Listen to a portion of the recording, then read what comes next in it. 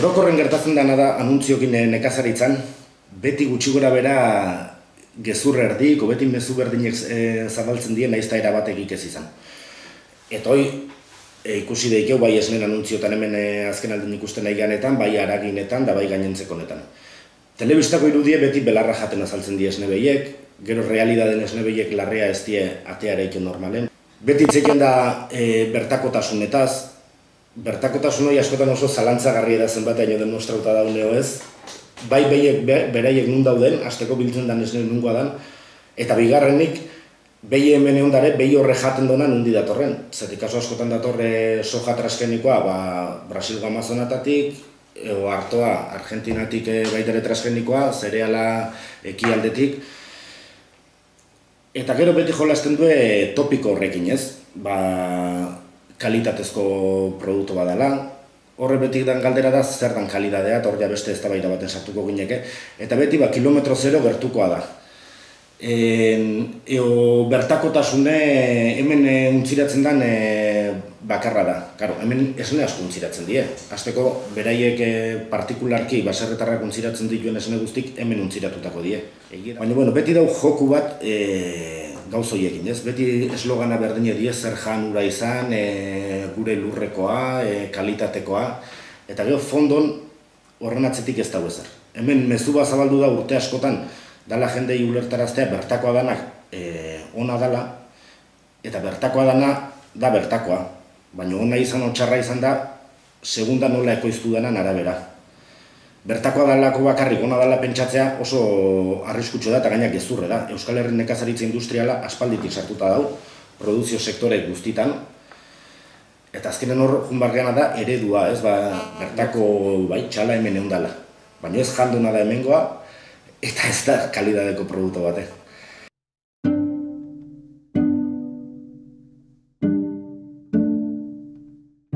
Esne sektoren igual aldaketa bortitzena eta iaia desagertze fase hori hasi zen Europar Batasunean sartu ginenen. Gaur egungo gea 200 justu esnea produzitzen. Eta urte horietan gauza asko aldaudie.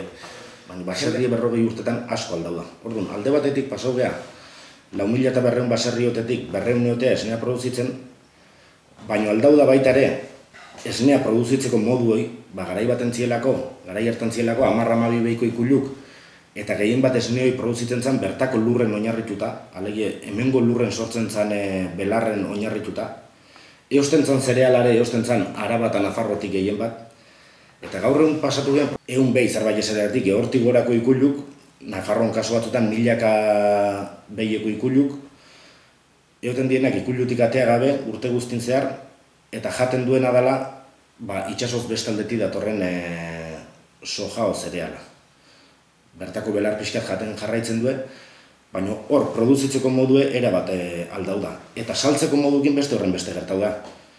86-en Gipuzkoan, oain baino, desente esne gehiago produzitzen zen, oain 86 milioi litro produzitzen badi ordu 150 milioi jola produzitzen zien, eta esne guztiaren 146 zuzenen saltzen zen.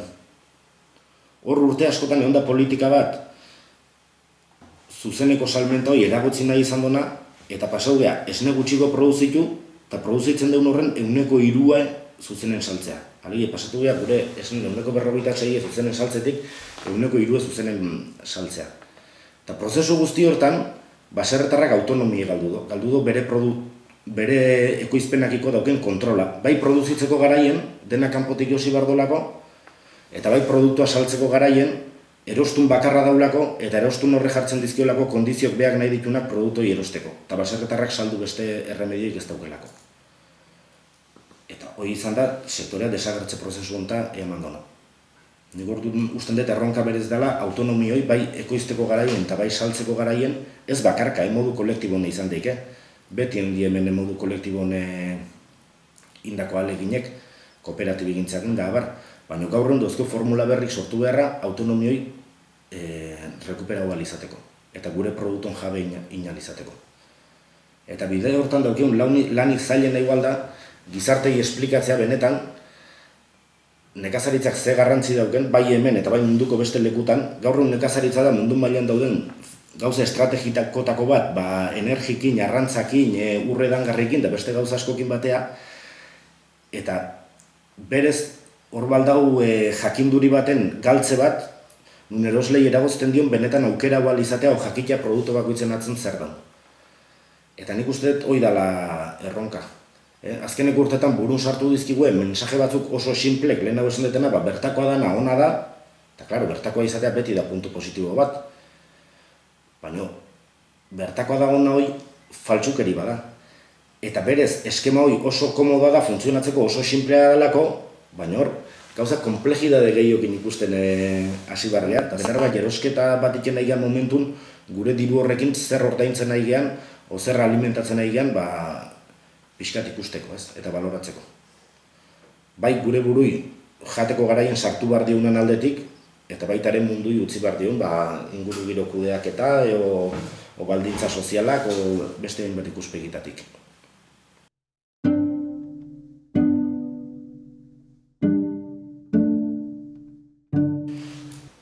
Ekoizpen ekologikoa berez araudi bidez dago zehaztuta, eta gehien badie kriterio tekniko batzuk.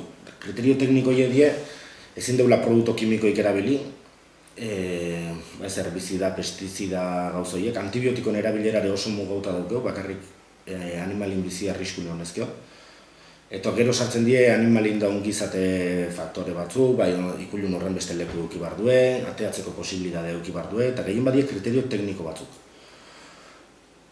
Orduan nik uste dut abie puntu hon badala kalidadezko produktu bat aseguratzeko, oan egie da normatiba hori bakarrik ez da lan nahikoa. Horra, adibidez baina Euskal Herri mailan dago EH kolektiboa, nik uste dut lan oso txukunik nahi dana. Eta indona da, nekazaritza ekologiko horren araudioi oinarri bezala hartuta beste kriterio batzu sartu. Bai kriterio sozialak, langilek eukiezkio ze baldintzatan, bai kriterio bertakotasunenak, erosten deuna zerbait erosi barra baldin badaukeu, Euskal Herrin eositakoa izatea. Saltzen deunare, Euskal Herrin saldutakoa izatea. Eta nolabait, zirkulok erabat hemen gelditzea. Bai inguru giro ikuspegitik. Eta nik uste dut dela momentu honetan, eukiko ditu bere akatsak, baina kontsumitzailei berme gehiena ematen dien ziurtagirie bainungo zalantzai gabe. Eta gaina pentsatzen dut, hemen erronka daukeula, pixkat hor garatzetik, kalidadezko produktu egitea, gure baserrik ez diegok ikasko produzitzeko, eta daukeun hona da, jende mordo bat bizitzegula baserritik gertu. Eta jakin behar deuna da, herritarrakin zubi hori berrera ikitzen, eta harremanak sortzen gure arten, azkenen jende piloa bizidalako gure ondon, eta gure produktuak josi daizkena. Eta herri ikuspegi batetik pentsatzen dut, nekazaritzakiko indan gestioa oso txarra izan dela. Urte askotan PNV saiau da mentalidade industriala nekazaritzan txertatzen, eskalako ekonomia eta bar, eta nekazaritzan horrek ez du funtzionatzen, gure produzioako faktore asko dauzkeunak dielako, dauzkeun lurre dauzkeun orografikin, doi ezin du teknologik mejorau, teknologik launtzen dizu, baina faktore garrantzitsunak ja dauzkezunak die. Eta hor pentsatzen dut berez lurralden arteko sinergik bilau behar diela, adibidez Araban da Nafarron zereala iken baldin bada gure animalik elikatzeko izan. Produkton aldetik ikusten dut Euskal Herrik anistasun handi ematen dola, eta merkatu aldetik, Zuberoa eta Behe Nafarroan ehundoko problema dauke, beraien produktoi merkatue bilatzeko, eta ego Euskal Herrin berriz dauzkeu, Bilbo ingurue, o Donostio, Irun, Hiriburu herrigune oso handik, zailtasun handi dauzkenak bertako, gertuko eta kalidadeko janak bilatzeko. Hor, osagarritasun horiek bila egin behar die. Berdin gertatzen da jantoki publikokin. Oantxe entzun dugu nola eskolatako jantokikin ze eskandalo sortu dan, enpresak apainauta prezion menu jartzen zituelako, eta hor fondun dau, enpresa horietenak bizi diela horren besteko jan volumena moitzen ditue, jan horietan dauken margenakin, eta berez, ehundoko potentziala lehoke, bai jantoki publikotan, bai eskolatkotan, baina baita ere zarretxe, hospitale ozinetan, bertakok eta kalidadekok, eta ez bakarri bertakok lehen esaten duna, baizik eta irizpide batzun arabera ekoiztutako produktok salida eukia alizateko. Eta alde hortatik, egiturak eta handi bat falta da, eta horrek dauke harreman zuzena, bai produzio sistema, baina baita produkton kalidadene. Adibidez, gaur egun asko entzuten da, esnea txarra dela osasunentzat, eo haragi txarra dela osasunentzat, eta itzin beharko genukena da, zenbat haragi janbar genuken, ez ote duen gaur egun gehiegi jaten, eta batez ere, haragin kasun, jaten duen haragi hori ez ote dan oso kalidade txarrekoa eta oso industriala. Esnekine berdine gertatzen da, esneen ezaugarrik erabat aldatzen die, esne behi horrek belar berdea larren jaten don, o ez don jaten. Desarrollatzen ditun grasak oso ezberdine die, belar berdea jaten bado omega 3 desarrollatzen do. Gaur horren beste entzuten duguna bihotzeako ona da, arrai urdine daukela eta bat, esnek belar berdea jan bado, behiek omega 3 dauke. Estabulauta ondan behi baten esnek, gehien bat omega 6 produzitzen do, justu alderantzizko propiedade guzti dauzkenak, inflamatoriok.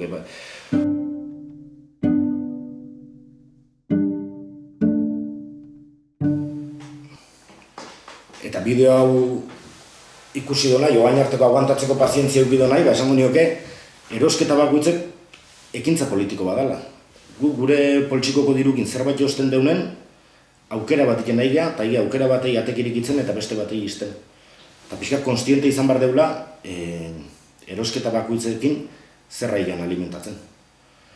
Ni administrazioan ganda, nahiko gaur egun nahintzen daren hangamintzet esperantza galduta dauket. Ikusten dut nekazaritzak badaukela potentzialidade bat lurralde hontan ez emanagatik garapen bat eta desarrollo bat eukitzeko. Pentsatzen dut gaztek